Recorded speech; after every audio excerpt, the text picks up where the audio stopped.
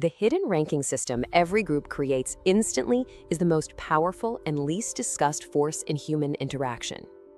That one sentence describes a force that's running in the background of your life, right now. It's happening in every meeting you're in, every time you get together with friends, even at family dinners. It is a subconscious, lightning-fast sorting process that assigns rank and establishes order.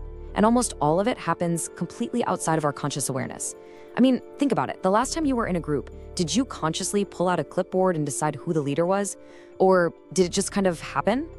Well, that happening is exactly what we're going to pull apart today. We're going to drag this invisible system out into the light. Okay, so let's dive right in.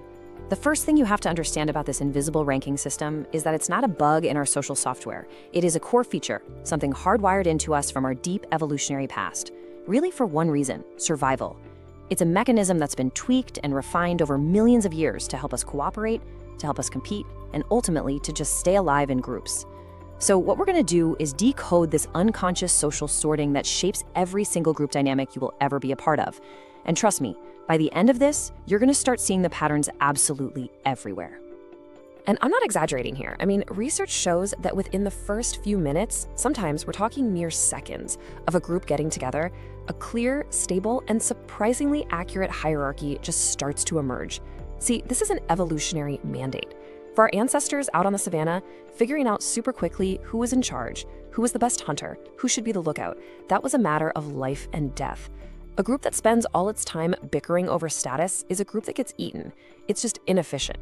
So our brains evolved to do this math instantly, subconsciously. And what's wild is that this process often completely overrides formal titles or our stated values of equality. You know, the CEO might technically be in charge, but if the building's on fire, the group is going to unconsciously grant way higher status to the intern who used to be a firefighter. Context determines competence, and our brains are incredibly fast at figuring that out. But, and this is a big but, the cost of this silent, automatic ranking is huge. Because it operates just beneath the surface, it creates this constant, low-grade hum of social pressure and anxiety. You've felt this, you know you have. It's that little hesitation before you speak up in a meeting, where you replay the sentence in your head, like a dozen times? It's that uncertainty about whether a joke is gonna land, and that quick social math you do about who you can even joke with in the first place. It is the feeling of walking on eggshells, just constantly trying to calculate how you're being perceived. And this isn't you being neurotic. This is your ancient brain trying to navigate a high-stakes social map that you can't even see clearly. And that constant vigilance, it triggers a low-level stress response. It releases cortisol, and it just drains your mental and even your physical energy. At the absolute heart of this pressure is something psychologists call the status error. And it's a real cognitive bind, a double-edged sword that dictates our behavior. So on one side, you have this fear of overclaiming your status.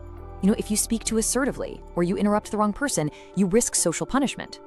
You could get labeled as arrogant, or you could be ignored or even pushed out of the group. But on the other side, you have the fear of underclaiming your status. If you're too quiet, too agreeable, you just forfeit resources. Your ideas get overlooked, you don't get that promotion, your influence shrinks to nothing. You know that junior employee with a great idea? If they overclaim, the senior manager shuts them down for being cocky. If they underclaim, a more confident colleague presents the exact same idea 5 minutes later and gets all the credit. That fear, right there, is what forces us into this constant, stressful calculation. And that constant calculation, it has a name: cognitive load. You can think of it as a total amount of mental RAM being used in your working memory at any given time. Now, for the higher status members of a group, this load is really light. It's like they're running one simple program. But for lower status members, this load is incredibly heavy. It's like they have dozens of apps running in the background, all at once. A huge chunk of their mental bandwidth is just eaten up by monitoring the social environment. They have to perpetually check their tone, their posture, their word choice. Is this the right moment to speak? How will person X react versus person Y? This constant self-monitoring is absolutely exhausting. It drains the mental energy that you could be using for problem solving, for creativity, for actual work. It's why you can feel completely wiped out after a day of meetings, even if you barely said a word. You were working hard to manage your status. Now just look at this contrast. It really shows you the two completely different realities that can exist in the exact same room. On one side, you have the low status experience. It's defined by that heavy cognitive load, that constant monitoring. This leads to tentative, apologetic language, and ultimately to forfeited resources and missed opportunities. Their mind is basically occupied with social survival. But for the high-status individual, it's the polar opposite. They get to enjoy psychological comfort, a state of ease. They're not wasting all that brain power on self-monitoring. They have conversational control. They can interrupt, they can steer the topic, they can speak without hesitating. And all this frees up their cognitive resources to do other things, like take risks, propose bold ideas, because they're not operating under that constant fear of making a status error. This is a massive and usually invisible advantage. So, okay, if this ranking happens on its own, how is it even decided, right? How does the group figure out who gets the comfort and who gets the cognitive load? Well, it's not random. It's a negotiation. And it's happening in real time with every glance, every word, every single interruption. So let's get into the core mechanics of the system. I want you to think of it like a strategic game with two very distinct currencies you can use to gain influence and, hopefully, win that negotiation. Every single negotiation for rank, whether you realize it's happening or not, follows one of two paths.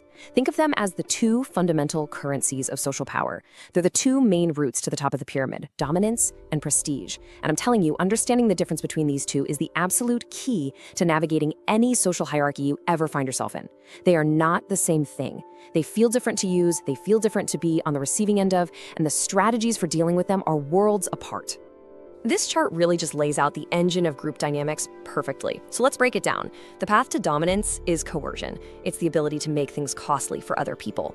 You know, think of the classic schoolyard bully or a boss who rules by fear.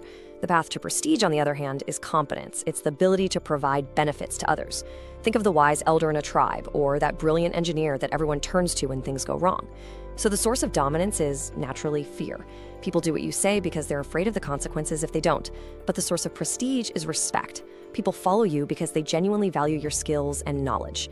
This, of course, leads to a totally different emotional climate. Dominance creates intimidation, prestige inspires admiration. And finally, and this is the most important part for strategy, look at their stability. Dominance is fragile. It only lasts as long as you can maintain the threat. The second someone stronger comes along, your status just evaporates. But prestige is resilient. It's given to you freely based on what you can do, and it's much, much harder to take away because it lives inside the minds of other people. Okay, so we've got our two currencies, fear-based dominance and respect-based prestige. So how is the negotiation actually done? How does a group in just a few moments decide who's dominant and who's prestigious? Well, there's no formal vote. It happens through this rapid-fire exchange of signals and feedback loops, this constant dance of social cues. The negotiation begins before anyone even says anything of substance. It's this incredible dance of nonverbal status cues that our primate brains are just exquisitely tuned to pick up on. Who holds eye contact and who looks away first? See, direct eye contact is a primate signal of challenge or confidence. Looking away is a signal of submission.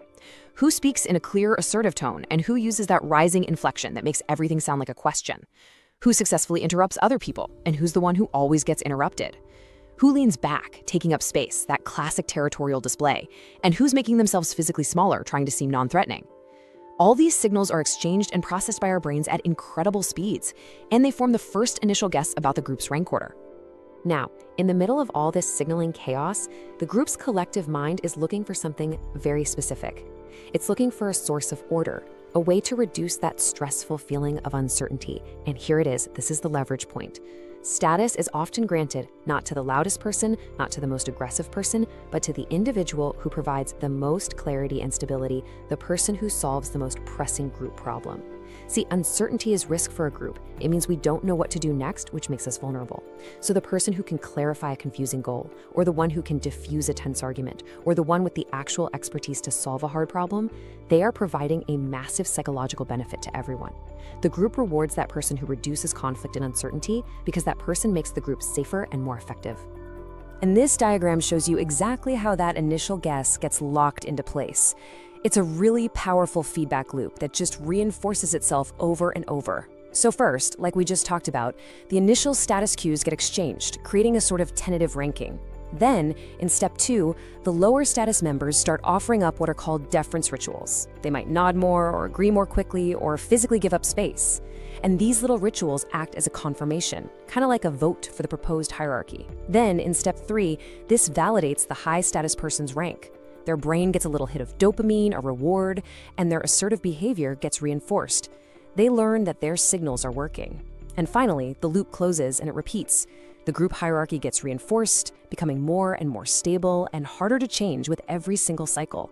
And this whole thing can happen in less than a nit. So, what are these deference rituals exactly? Well, they're the small, often microscopic acts of submission that we all do every day without even thinking about it. It's the person who starts their idea with, hey, this might be a stupid idea, but by doing that, they're preemptively lowering the status of their own contribution. It's the person who laughs just a little too loudly at the boss's joke, signaling their alignment. It's habitually letting someone else speak first or immediately abandoning your own point if someone starts talking over you. Each one of these is like a small vote, a single transaction that just solidifies the existing hierarchy. You are, in effect, casting a ballot for your own lower position. And this is where the trap slams shut. It happens when these behaviors stop being conscious choices and instead become automatic, deeply ingrained habits. Neurologically, your brain has literally created a shortcut. The social cue happens and the submission ritual fires off without any conscious thought at all. You no longer decide to give up your turn to speak. It just happens. You find yourself apologizing for taking up space without even realizing you're doing it. When your submission rituals become your default setting, you are reinforcing your low status position with every single interaction without your own conscious consent. You've basically automated your own submission. And this is the moment that control truly shifts from being a fluid, ongoing negotiation to a rigid, semi-permanent structure. It's when the group reaches this unspoken consensus on who gets priority access. Priority access to what? To speaking time, to resources, to having their ideas and needs considered first. Once that consensus is established, the hierarchy is pretty much solidified. The rules of the game are set, the rules are cast, and challenging them becomes exponentially more difficult and way more socially costly. The fluid negotiation has hardened into a fixed reality. But you have to wonder, why do we even participate in this? I mean, if it creates so much anxiety and pressure for so many people, why don't we just reject it? Why do we build our own cages? Well, now we're going to get into the deep psychological reasons why our brains not only accept these hierarchies, but actually actively seek them out. And it's because, counterintuitively, they offer a very powerful hidden reward. Now, this is a crucial idea, and it feels a little counterintuitive at first. We tend to think of hierarchy as this oppressive thing that's imposed on us from the outside. But the truth is, a clear hierarchy is a state the human mind actively looks for. Our brains are, more than anything else, prediction machines. Their main job is to predict what's going to happen next so we can respond effectively. And they absolutely hate uncertainty. A chaotic, unpredictable social environment where you don't know who to listen to or how to act is deeply threatening and just mentally exhausting. It's kind of like trying to navigate a city with no street signs and no traffic laws. It's just chaos. And this brings us to the primary psychological reward for accepting hierarchy: cognitive load reduction. A clear rank order, even if you're not at the top, provides certainty. It gives you a map. It tells you how to act, who to listen to, and what the rules are. This eliminates the massive mental effort of having to constantly negotiate your position from moment to moment. It's a huge source of psychological relief. Our brains crave this certainty so much that they will readily accept a hierarchy just to get it, because it saves precious mental energy. It's really the same reason we all follow traffic laws.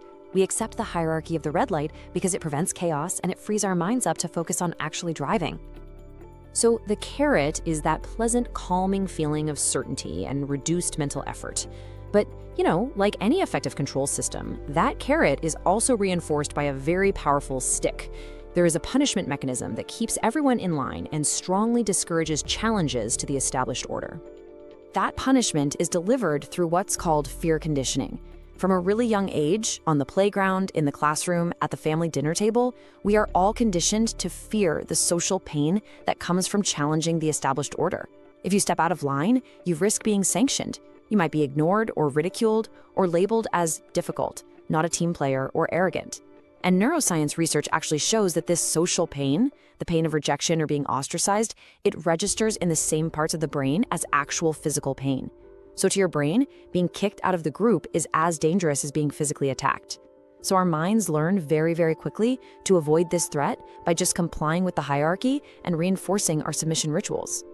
And just to make the whole system even more stable, our brains use these little cognitive shortcuts, or biases, that make the hierarchy seem natural and totally justified.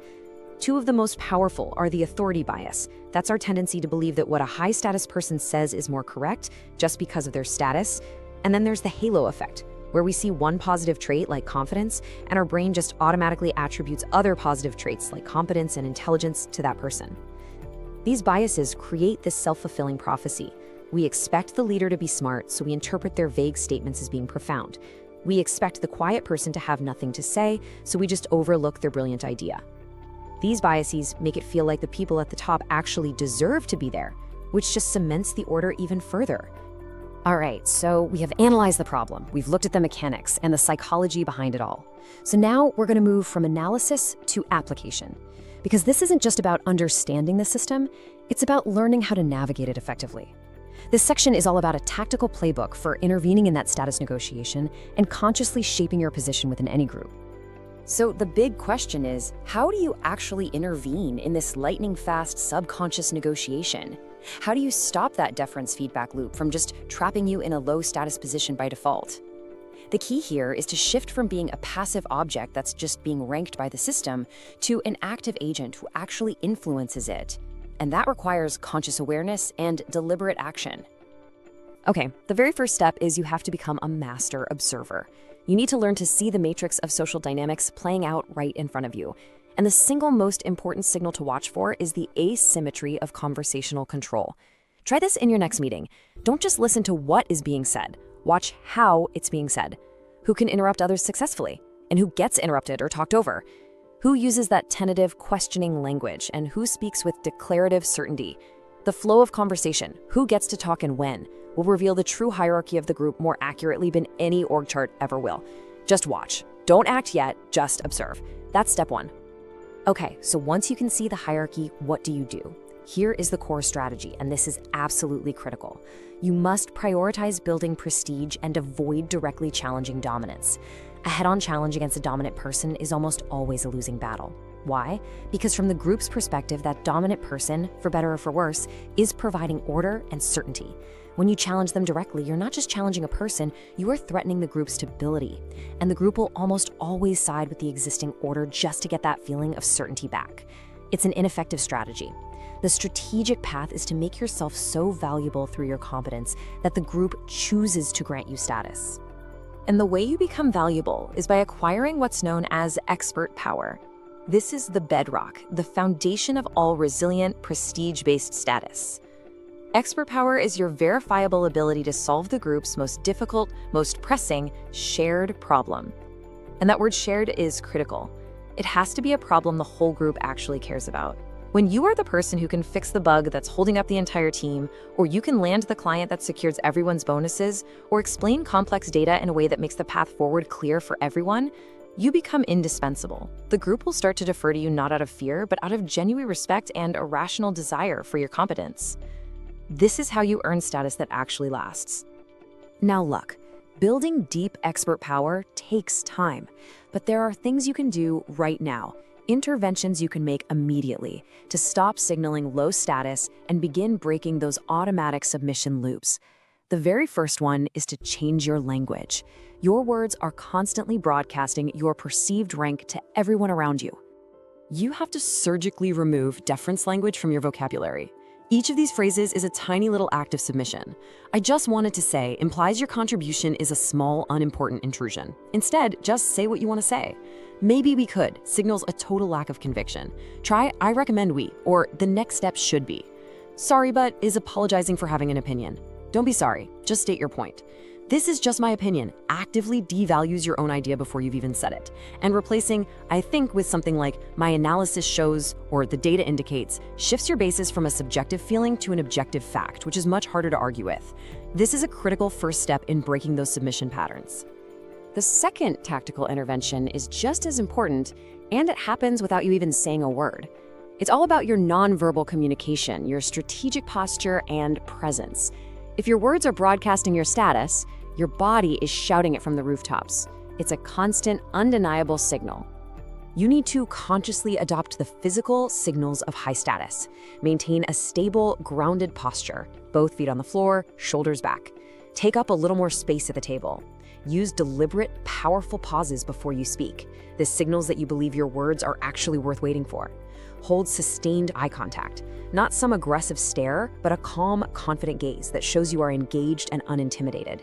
And consciously work to minimize all that nervous fidgeting, like clicking your pen or bouncing your leg.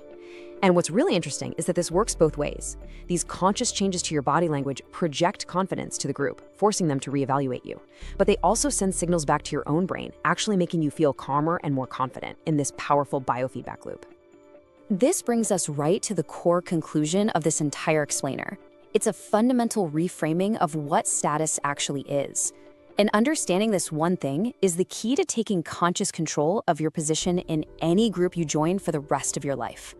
First, we have to just destroy a powerful myth that holds so many people back. Status is not an internal feeling. It is not about feeling confident or believing in yourself or repeating positive affirmations in the mirror. Now, those things can be helpful for sure, but they are not in themselves status. You can have all the self-esteem in the world, but if you walk into a room, hunch your shoulders, avoid eye contact, and use deference language, the group will instantly and unconsciously assign you a low status position, no matter how good you feel inside. So the crucial point is this. Status is an external, verifiable set of behaviors that you project and that others choose to accept. It's a performance. It's a transaction. It is an ongoing negotiation that you conduct through your actions, your words, your posture, and most importantly, your demonstrated ability to provide real value to the group. It is not something you have, it is something you do. And understanding this moves you from being a passive victim of the hierarchy, just waiting to be ranked, to an active participant in its creation, consciously signaling your own value. You stop begging for respect with that deferential language and that submissive posture. Instead, you eliminate those begging behaviors, and you focus on earning respect through undeniable competence. You project the value you bring through your actions and your presence, and you let the group's own rational self-interest elevate your position. That is how you navigate the hidden world of social hierarchy.